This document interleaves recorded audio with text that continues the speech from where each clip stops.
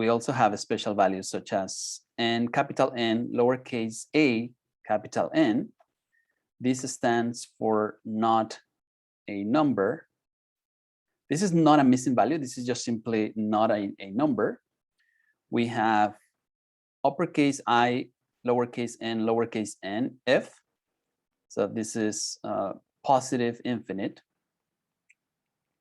So they're not infinite numbers. And then there's also the negative version, same thing, but just with a negative sign. And again, this will be the negative infinite quantities. Another very special value, it's the null value, all in uppercase letters. And this is a reserved word in R. All of these are reserved words in R, so you cannot use them or change their values. They are fixed. And again, this is just a null value, always available in most common programming languages. The next thing I would like to talk about is vectorized code, or some people also refer to this as vectorization, the vectorization behavior in R. The idea is super simple. It's very straightforward to understand. So let me assume I have a vector X. And again, I'm just gonna define it as this guy here, a double type vector with 2, 4, 6, and 8. And let's say I want to take the square root. I want to calculate the square root of all their elements. So what I can do is take advantage of the sqrt square root function, pass x to sqrt, and this function, as many functions that work with vectors in R, will take the square root of each of its elements without me having the need to write a loop. Another example, for instance, say I want to calculate the logarithm, default logarithm. So I could call the log function, and same thing, input x, and logarithm will be vectorized. It will take the logarithm of all 2, 4, 6, 8, etc. So this is the vectorized first notion about vectorized code. Then as another example, so here's just one more example. Say you have vector A, again, toy example 2, 4, 6. Let's say we also have vector B, and this is going to be 1, 2, 3. Let me actually show you, instead of using the combine function, let me take advantage of this example to introduce another very useful operator, the colon operator, that lets you generate numeric sequences by default with 1 unit step. So from 1 to 3, you can write it like this, 1 colon 3. In pictures, what's going to happen? So just to have a mental picture, so this vector will be 2, 4, 6. This is our vector A. Our vector B will be 1, 2, and 3. And then let's say I want to write code like this, A plus B. So my resulting vector will be, as you might expect, the sum of A and B elements, element-wise addition. So the resulting vector will be 3, 6, 9. And again, this is just another example of vectorized code or vectorization. Next, with vectorization, we have recycling. And typically, the notion of recycling, it typically goes hand by hand with vectorized code, with vectorization. The idea is also extremely simple. Let me repeat our vector A, 2, 4, 6. And let's say I'm interested in calculating a vector D as A plus 1. Just one element. So in pictures, what I'm doing is I have my vector A, 2, 4, 6. I'm adding 1 to A. So this is just 1. And then the resulting guy, what R will do is it will actually recycle the value of 1 as many times as necessary to match the length of my vector A. So it's going to repeat 2 more times, so that I end up having a vector internally. R will not display this to you, but internally it will create an object with 3 elements, all of them 1. And then it's going to apply the sum 2 plus 1, 3, 4 plus 1, 5, 6 plus 1, 7, so that you have a resulting vector D like this. So it's applying both. It's applying or recycling elements, and together, in order to do the addition, it's applying the vectorization behavior.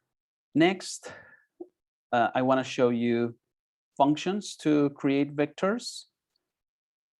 Again, just to give you a list of common functions to create vectors. So we have the combine or catenate function, C. And again, I've been using this example already. Called C, you can pass as many elements separated by commas, and that will create a vector. There is the colon, let me call it the colon operator. This will be very helpful to create numeric sequences. And again, I also did an example, for instance, 1 colon 5. So this will give you a vector with 1, 2, 3, 4, 5. Here's our picture for the vector 8, 2, 4, 6. There is also the sequence function called SEQ, very conveniently.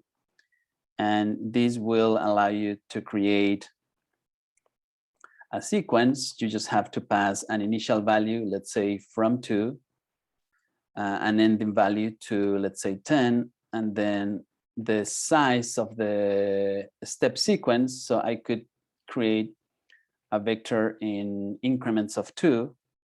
So what this guy will look like would be 2, 4, 6, 8, and finally 10.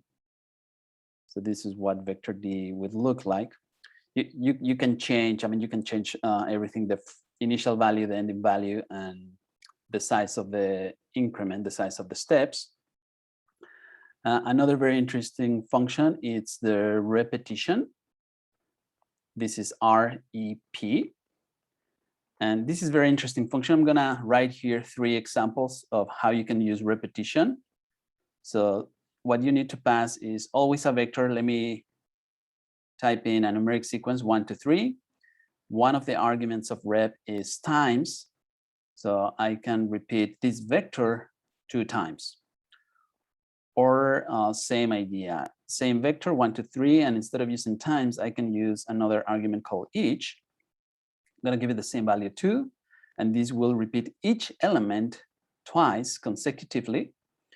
And finally, there is another argument called length dot out, and this specifies the length of the output. So let me write it 5. So what these guys are going to be doing in this case, what R will do is it's going to repeat 1, 2, 3, 2 times. So here's 1 time, and then here's twice.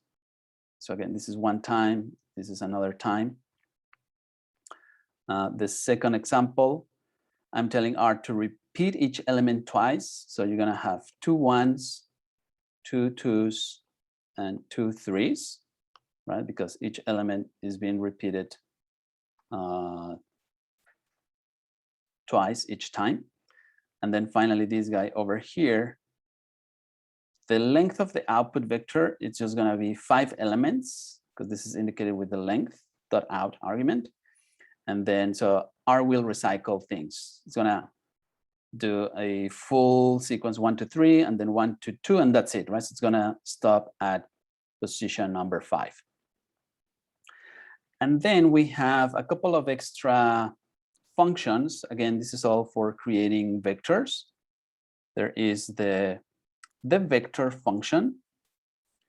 This is a generic function that takes, the main argument is what mode, what type of vector you want to create. For example, I think the default is logical, and then you specify the length of the output vector, for example, 2. And this will initialize a logical vector with, if I remember correctly, I hope I have this correct. If not, then just test it in R. It's going to initialize a logical vector full of false values. In this case, it's just 2 of them. You can change the mode, you can change the length. Sibling functions to vector. So there is the logical function, and then you specify the length. Something equivalent would be something like this, a logical vector of 2 elements. And then you also have integer. You also have double, as well as character.